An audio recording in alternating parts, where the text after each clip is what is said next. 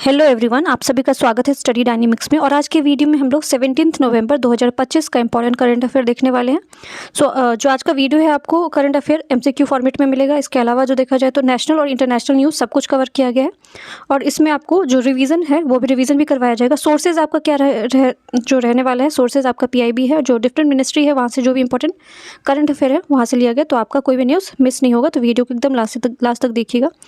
सबसे पहले एक कोट लेते हैं जो कि आपका Accept the reality when you finally realize that nothing is permanent in this life, you will become more tolerant and more forgiving and less judgmental। जब आपको ये जब इस सच्चाई को आप एक्सेप्ट कर लेते हो कि आपके लाइफ में कुछ भी परमानेंट नहीं है, ना ही आपका सुख ना ही आपका जो दुख है वो कुछ भी आपका स्थायी रूप से नहीं रहने वाला है, वो एक ना एक दिन वो ख़त्म होने वाला है, तो इससे आपकी जो सहनशीलता है वो और ज़्यादा बढ़ जाती है। और अब जो जजमेंटल होते हैं, अब हर चीज़ पर जो अपना जो विचार प्रकट करते रहते हो वो भी आपके कहीं ना कहीं जो उसमें भी कमी आनी शुरू हो जाती है। तो इसीलिए जब भी अगर आपको लगता है कि एग्ज़ाम का प्रिपरेशन कर रहे हो आप प्रॉपर तरीके से नहीं हो पा रहा है, बहुत बार ऐसे होता है कि होप लूज़ होने लगता है, तो आपको ये सोचना चाहिए कि ये परमानेंट नहीं है। आप जो तैयारी कर रहे हो उसका भी एक ना एक दिन जो है आपको जो जिस चीज़ के लिए आप जिस प्रोसेस में लगे उसको आप कभी ना कभी अचीव करोगे। और जो भी प्रॉब्लम्स है उसको परमानेंट ना समझो, आप सोल्यूशन के लिए जो है वो हमेशा जो है वो तैयार रहो। सो चलो स्टार्ट करते हैं। सबसे पहले हेडलाइन देखते हैं। जो पहला हेडलाइन है आपका, National Investigation Agency makes a first major arrest in Red Fort bomb blast case, nabs close aide to suicide bomber Umar Nabi from Delhi. So अगर आप लोगों को पता है तो अनफॉर्चुनेट इवेंट हुआ था दिल्ली में, जो बॉम्ब ब्लास्ट हुआ था, इसमें अगर आपने देखा होगा तो काफ़ी सारे लॉस भी हुआ था। और क्योंकि कैपिटल में हुआ था तो ये बहुत बड़ा आपका जो है न्यूज़ भी बना था, और प्लस काफ़ी जो है वो इंडिया के लिए जो है ये बहुत जो क्रूसियल और सेंसिटिव मैटर था ये। तो इसमें जो है वो अचीवमेंट जो है वो एनआईए को हाथ लगा है, जो मेजर इसमें अरेस्ट हुआ है, जिससे आपको जो बहुत सारी चीज़ें वो खुल के सामने आएंगी। बट एग्जाम पर्सपेक्टिव से यहाँ पे एक दो चीज़ें इंपॉर्टेंट है। एक तो जो है आपका जो एनआईए है, नेशनल इन्वेस्टिगेशन एजेंसी, इसका आप लोग मुझे बताना कि कब बना था, क्योंकि ये आपका मेजरली आपका किस चीज़ से रिलेटेड है। ये मेजर आपका जो टेररिस्ट अटैक हुआ था इंडिया में, इसके बाद ही बना हुआ। मैं आपको हिंट दे रही हूँ, आप लोग मुझे बताना कौन सी ईयर में बना था। इसके अलावा रेड फोर्ट जो है वो उसके बारे में देख लेते हैं। सो रेड फोर्ट जो है आपका 17वीं सेंचुरी में बना हुआ ये 1638 से लेकर 1648 के 10 साल का समय काल लगा था इसको बनाने में। और ये किसके टाइम पीरियड में बना हुआ था, तो ये आपको शाहजहाँ के टाइम पीरियड में बना हुआ था। और जो रेड फोर्ट है इसको लाल किला भी बोला जाता है, और रेड सैंडस्टोन से बनाया गया था। और इसके जो आर्किटेक्ट है ये एग्जाम में बहुत इंपॉर्टेंट हो जाता है, कि आपको हो सकता है कि न्यूज़ में है तो पूछ दिया जाएगा। तो उस्ताद अहमद लाहौरी जो है इसके आर्किटेक्ट हैं, ठीक है। नेक्स्ट जो हेडलाइन है वो, prime minister Narendra Modi asks India's first bullet trains project document their experience in a blue book to guide future world. So पूछा जा सकता है, ब्लू बुक आपका रिसेंटली न्यूज़ में चल रहा था या फिर कहीं कहीं पे स्टेटमेंट आया हुआ था, किस चीज़ से रिलेटेड है। तो ये जो आपका India's first bullet train project है जिसको डॉक्यूमेंट करने की बात की गई है, उसको डॉक्यूमेंट में जो है वो तब्दील करने की बात की गई है, उसके एक्सपीरियंसेस को। सो ये किस में किया जाएगा आपका, तो ये किया जाएगा आपको ब्लू बुक में। और ये याद रखना आपको, इंडिया का फर्स्ट बुलेट ट्रेन। और ये कहाँ पे चलाने की बात हो रही है, तो आपको याद रखना गुजरात में। नेक्स्ट जो हेडलाइन है ये आपका है, एनडीए's 5 allies engage in hectic release on the formation of new government in Bihar. So recently आपको बिहार में जो इलेक्शन हो चुका है, रिजल्ट आ चुका है। सो वहाँ पे आपको गवर्नमेंट बनाने की जो है वो प्रोसेस चल रही है। सो नेक्स्ट हेडलाइन है आपका, external affair minister doctor S Jaishankar meets Qatar top leaders commitment to the strengthening the bilateral ties. So Qatar के जो टॉप मिनिस्टर है उनका विजिट है, तो वहाँ क्योंकि ऑलरेडी आपका जो है वो सेकेंड ग्लोबल समिट चल रहा है, जिसमें सोशल डेवलपमेंट समिट चल रहा है, जहाँ पे एक्सटर्नल जो अफेयर मिनिस्टर उन्होंने विजिट किया था। सो वहाँ पे बायलैटरल टॉक भी चल रहा है इंडिया और कतर के बीच में। नेक्स्ट हेडलाइन आपका, India shooter Dhanush Srikanth sets world records at deaf Olympics in Tokyo, clinching gold medal in men's air rifle event. तो अगेन यहाँ पे आपको एक तो ये याद रखना है कि डीफ जो खासकर जो जिनको सुनने में दिक्कत होती है, सो उनको लेके भी इवेंट जो है कंडक्ट कराया गया, कहाँ पे, टोक्यो में हो रहा है, ठीक है। और यहाँ पे इनको गोल्ड मेडल मिला है, तो कौन से कैटेगरी में मिला है इनको, तो मेंस राइफल इवेंट जो कि हो रहा है, ठीक है। तो पर्सनैलिटी आपको याद रखना है, शूटर हैं आपको धनुष श्रीकांत, ठीक है, गोल्ड मेडल मिला है। नेक्स्ट जो आपका न्यूज़ है वो, India's first ever women's T20 world cups cricket for the blinds, India's beat Pakistan by 8 wicket at Colombo in Sri Lanka. So South Africa वाला मैच तो आप लोगों ने देखा होगा, जहाँ पे इंडिया लूज़ कर चुका है। बट यहाँ पे एक जो है वो पॉजिटिव न्यूज़ है, क्योंकि बहुत सारी चीज़ें होती है स्पोर्ट्स में जो कि हम मिस कर देते हैं।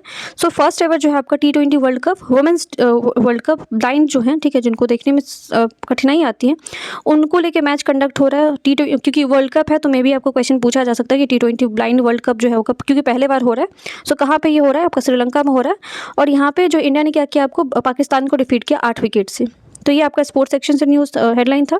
अब one by one question format में देखते हैं क्वेश्चन क्या क्या इंपॉर्टेंट हो सकता है। पहला क्वेश्चन आपका, Kovalam beach recently got a blue flag certificates located in. तो कोवलम बीच जो है आपको उसको ब्लू सर्टिफिकेट दिया गया। ब्लू सर्टिफिकेट उन जो है बीचेस को दिए जाते हैं जिनको प्रोटेक्ट करने की ज़रूरत है, या फिर जहाँ पे आपको जो टूरिज़्म के लिए काफ़ी फेमस है, और या फिर आपको बायोडाइवर्सिटी काफ़ी ज़्यादा रहता है, उसको दिया जाता है। और ये ब्लू सर्टिफिकेट देता कौन है, तो आपको डेनमार्क का ऑर्गेनाइजेशन है जिसके द्वारा ये दिया जाता है। बट यहाँ पे क्वेश्चन आपके लिए है कि कोवलम बीच है कौन सी स्टेट में, क्योंकि इसको रिसेंटली ब्लू फ्लैग सर्टिफिकेशन दिया गया है। ऑप्शन है आपका केरला, सेकेंड ऑप्शन है आंध्र प्रदेश, थर्ड ऑप्शन है तमिलनाडु एंड फोर्थ ऑप्शन है Uttar Pradesh. So answer will be the Tamil Nadu. Tamil Nadu में आपका कोवलम बीच है। अगर देखा जाए तो अभी टोटल आपको 18 बीच है अराउंड इंडिया में है, जो कि जिसको ब्लू सर्टिफिकेशन के अंदर रखा गया है। यहाँ पे कुछ बीचेस हैं जो कि आपका इंपॉर्टेंट हो सकता है, जो कि पूछा जा सकता है। यहाँ पे गोल्डन बीच अगर आप देख रहे हो तो उड़ीसा में है। रूसीकोंडा बीच है, ठीक है। अब यहाँ पे एक रूसीकुल्या है, ठीक है, जो कि आपको उड़ीसा में, बस रूसीकोंडा पूछा जाए तो ये आपका आंध्र प्रदेश में है। राधानगर बीच ये ऑलरेडी आपके एग्जाम में आ चुका है, ठीक है। सो राधानगर बीच कहाँ पे, अंडमान निकोबार आइलैंड में है। एडन बीच कहाँ पे, एडन गार्डन पूछा जाए तो आपका कोलकाता में, बट एडन बीच पूछा जाए तो ये पुडुचेरी में है। पुडुचेरी के बारे में भी आपको याद रखना कि 3 राज्यों में फैला हुआ ये, केरला में है, तमिलनाडु में है और आंध्र प्रदेश में है। कोवलम बीच यहाँ पे आपको दिख रहा होगा मैप में, ये आपका तमिलनाडु में है। कोप्पाड बीच जो है जो कि केरला में है आपको। बनगरम बीच जो है ये लक्षद्वीप में है। पौदरी बीच है जिसको कासरोर बीच भी बोला जाता है, जो कि कर्नाटका में है आपको। मिरामर बीच है जो कि गोवा में है। भोगवे बीच आपको महाराष्ट्र में है। और घोगला बीच जो कि आपको दीव में है। और शिवाजपुर बीच जो कि गुजरात में है, ठीक है। सो ये नाम याद रखना है, क्योंकि ज्योग्राफी के क्वेश्चन इसी तरीके से बनाए जाते हैं। आपको मैप बेस्ड, अगर मैप पे अच्छे से एक बार रिवाइज कर लोगे तो आपके क्वेश्चन गलत नहीं होंगे। नेक्स्ट क्वेश्चन है आपका, Lepcha musical instruments got a geographical indication tags from which state. So Lepcha musical जो आपको वाद्य यंत्र है उसको कौन से स्टेट से ज्योग्राफिकल इंडिकेशन टैग दिया गया। ऑप्शन है आपका असम, सेकंड ऑप्शन है मणिपुर, थर्ड ऑप्शन है सिक्किम, फोर्थ ऑप्शन है त्रिपुरा। सो answer will be the Sikkim. Sikkim का लेप्चा म्यूजिकल इंस्ट्रूमेंट है जिसको अभी जीआई टैग दिया गया है। तो ये जो 2 तरह का इसमें आपको चीज़ें हैं, एक तो है म्यूजिकल इंस्ट्रूमेंट जो जिनमें आपको तुनबुक आता है और पोंगटोंग आता है, ठीक है। सो ये दोनों नाम भी आपको याद रखना, कि हो सकता है आपको पूछ दिया जाए कि तुनबुक जो है और जब पोंगटोंग है ये आपको न्यूज़ में था, ये क्या चीज़ से रिलेटेड है आपका, या तो म्यूजिकल इंस्ट्रूमेंट है, या फिर आपको कोई ट्राइब्स है, या फिर आपको कोई स्पीसीज़ है जो कि आपको न्यूज़ में थे, बायोडाइवर्सिटी से रिलेटेड है। सो इसका आंसर आपको याद रखना, ये म्यूजिकल इंस्ट्रूमेंट है और ये कौन से स्टेट से रिलेटेड है, सो सिक्किम से रिलेटेड है। और लेप्चा कम्युनिटी है, ट्राइबल कम्युनिटी है, जो कि आपको यहाँ पे सिक्किम में भी मिलते हैं, इसके अलावा वेस्ट बंगाल में भी मिलते हैं। बट अगर ऑप्शन में आता है तो आप सिक्किम को ही टिक करोगे। और सिक्किम के बारे में थोड़ा और देख लेते हैं जो आपका करंट अफेयर में और जो स्टैटिक में जो इंपॉर्टेंट हो सकता है। सबसे पहले तो सिक्किम जो आपको पहला भारत का राज्य है जो कि पूरे तरीके से ऑर्गेनिक स्टेट बना हुआ था, ठीक है। ऑर्गेनिक तरीके से फार्मिंग करने वाला पहला स्टेट बना हुआ था। और सिक्किम एक ऐसा राज्य है जो कि आपको इकलौता, जो कि वेस्ट बंगाल से राज्य बाउंड्री शेयर करता है। और उसके अलावा अगर देखा जाए तो आसपास जितने भी वो इंटरनेशनल इसके बाउंड्री हैं। नेक्स्ट क्वेश्चन है, ये अगर जीआई टैग के बारे में आपको दिख रहे हो तो जीआई टैग के बारे में भी देख लेते हैं। सो ये जीआई टैग जो दिया जाता है जिसको ज्योग्राफिकल इंडिकेशन बोलते हैं, ये 10 साल के लिए दिया जाता है। 10 साल के बाद इसको रिन्यू करवाया जाता है। और ये देने का पर्पस यही रहता है कि वहाँ का जो ऑथेंटिसिटी है, जो कि आपका ओरिजिनल चीज़ें हैं, उसको जो है प्रिजर्व करके रखा जाए।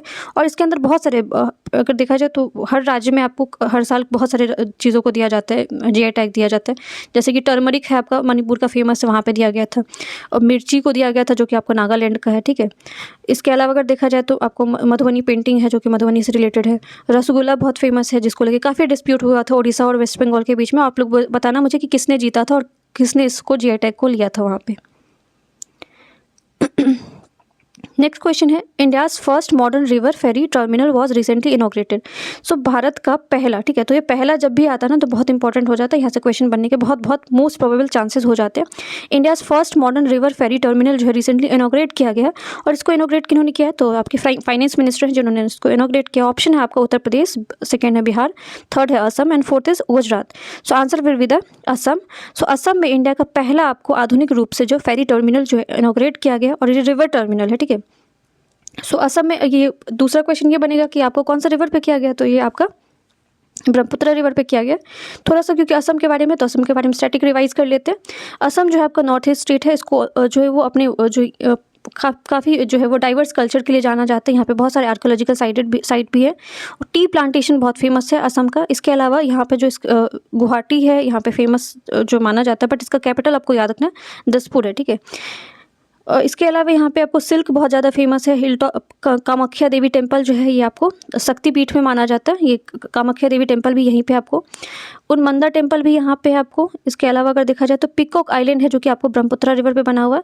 स्टेट कैपिटल ऑलरेडी मैंने आपको बता दिया दिसपुर है, क्योंकि बहुत बार गुवाहाटी न्यूज़ में आता है तो बहुत लोगों को लगता है कि Guwahati capital, but Dispur capital है इसका। एंशिएंट पिलग्रिमेज साइट है यहाँ पे, हाजो है, मादन है, कामदेव है, ठीक है। ये सब आपको टेम्पल है जो कि आपको फेमस है यहाँ पे। और कहाँ पे, इसके अलावा यूनेस्को हेरिटेज साइट आपको मोइडम बहुत ज़्यादा न्यूज़ में था पिछले साल, जो कि लचित बोरखन से रिलेटेड है आपको, जिन्होंने आपको मुगल्स के टाइम पे लड़ाई लड़ी थी। सो ये भी आपको कहाँ पे, असम में ही है। और असम के बारे में अगर देखा जाए तो यहाँ पे एक और चीज़ है जो कि आपको ज्योग्राफी से इंपॉर्टेंट है, याद रखना है, मजूली आइलैंड, ठीक है। वर्ल्ड का अगर सबसे बिगेस्ट आइलैंड पूछा जाए, रिवराइन आइलैंड, जो कि आपको रिवर से बना हुआ आइलैंड है। सो ये मजूली आइलैंड है जो कि आपको कहाँ पे, असम में है। और ये आपको अभी बहुत ज़्यादा न्यूज़ में, क्योंकि क्लाइमेट चेंज और उसके अलावा अगर देखा जाए तो डिफॉरेस्टेशन की वजह से वहाँ पे ह्यूमन एनिमल कॉन्फ्लिक्ट की वजह से भी न्यूज़ में रह रहा है। सो मजूली आइलैंड भी आपका ब्रह्मपुत्र रिवर से ही बना हुआ है। और जो क्वेश्चन आपका था ये था, India's first modern river ferry terminal was recently inaugurated, कौन सा स्टेट में बना है, तो असम में बना है। यहाँ पे एलिफेंट, नेक्स्ट क्वेश्चन देखते हैं, प्रोजेक्ट हनुमान रिलेटेड टू, ठीक है। सो प्रोजेक्ट हनुमान आपका न्यूज़ में चल रहा है, ये किस चीज़ से रिलेटेड है? ऑप्शन है आपका elephant, second vulture, third option is monkey and fourth is tiger. अब क्योंकि हनुमान लगे है तो मे भी आप मंकी टिक करके आ जाओगे एग्जाम में, बट यह मंकी से रिलेटेड नहीं है। ये किस चीज़ से रिलेटेड है आपका प्रोजेक्ट हनुमान? एलिफेंट से रिलेटेड है। अब इस प्रोजेक्ट को लॉन्च किसने किया? तो आंध्र प्रदेश के डिप्टी चीफ मिनिस्टर है आपको, ठीक है, minister of forest and environment है, जिनका नाम है पवन कल्याण, जो कि आपको साउथ इंडियन एक्टर भी हैं, ठीक है, बहुत फेमस है। सो इन्होंने आपको लॉन्च किया प्रोजेक्ट हनुमान, जिसके तहत आपको क्या किया जाएगा, जो ह्यूमन और एलिफेंट कॉन्फ्लिक्ट है, क्योंकि अगर आप देखोगे तो बहुत सारे एरिया को इंक्रोच किया जा रहा है, चाहे आपको रेलवे बनाने के लिए किया जा रहा है, चाहे आपको कोई हाउसिंग प्रोजेक्ट के लिए किया जा रहा है, जिस भी इंडस्ट्री बनाने के लिए किया जा रहा है। सो उन फॉरेस्ट को, और जो वहाँ पे खासकर एनिमल रह रहे हैं, तो उनको काफ़ी प्रॉब्लम आ रहा है। और देखोगे तो आप तो रोड पर आपको दिखेंगे जानवर घूमते हुए।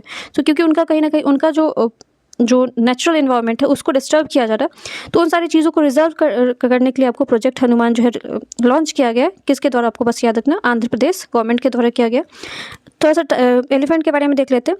सो एक तो आपको नेशनल एनिमल पता होगा। नेशनल एनिमल अगर पूछा जाए कि भारत का कौन सा है, तो ऑब्वियस सी बात है, आपको पता है टाइगर है, ठीक है। कुछ दिन पहले बहुत सारे लोगों को लायन में कन्फ्यूजन हो, तो लायन नहीं है, आपको जो ये टाइगर है वही आपका नेशनल एनिमल है। बट क्वेश्चन अगर आपको पूछा जाएगा कि नेशनल हेरिटेज एनिमल कौन सा है, ठीक है, तो आपका आंसर क्या हो जाएगा? एलिफेंट हो जाएगा, क्योंकि एलिफेंट को बहुत लंबे समय से, सिंस एंशिएंट टाइम से बहुत ज़्यादा जो है आपको यूज़ किया जाता है एज ए ट्रांसपोर्टेशन। इवन आपको जो ये रिचुअलिस्टिक पर्पस के लिए भी यूज़ किया जाता है। इसके अलावा अगर देखा जाए तो इसका जो रिलीजियस सिंबल भी है आपको माना जाता है, ठीक है। इनको जो है वो सिंबल दिया जाता है। एलिफेंट रिजर्व टाइगर, मतलब रिजर्व जो है भारत में टोटल कितने हैं? टोटल अगर देखा जाए तो 33 है। और यहाँ पे आपको मैप बना हुआ, इसमें आप आराम से देख सकते हो कि कौन कौन से राज्य में, जैसे कि आपको काजीरंगा दिख रहा होगा, असम में है। शिवालिक रेंज अगर आपको दिख रहा होगा तो। इसके अलावा तेराई रीजन है आपको, जो कि आपको कहाँ पे, उत्तराखंड में है।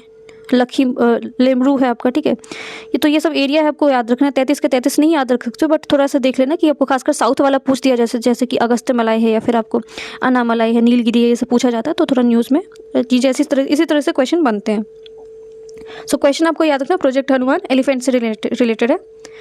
नेक्स्ट क्वेश्चन आपका, कल ही मैंने इसको बताया था डिटेल में, वापस से इससे क्वेश्चन है, आप लोग एक बार सोचना और उसका आंसर करने की कोशिश करना। पहले, India's TV incidents reduce by how much from 2015 to 2024। तो 2015 से लेकर 2024 के बीच में आपको टीवी जो ट्यूबरक्लोसिस का इंसिडेंट है, ठीक है, इसमें कितनी गिरावट आया है? तो आपको ऑप्शन है 20%, सेकंड ऑप्शन है 10%, थर्ड ऑप्शन है 21% एंड फोर्थ ऑप्शन है आपका 12%। सो आंसर विल बी द 21%। 21% का गिरावट आया है आपको यहाँ पे। अगर मैप दिख रहा होगा तो मैप में यहाँ पे लिखा हुआ है, TV incidents in India drop by 21% from to 21% का गिरावट आया है, ठीक है, 2015 से लेके 2024 के बीच में।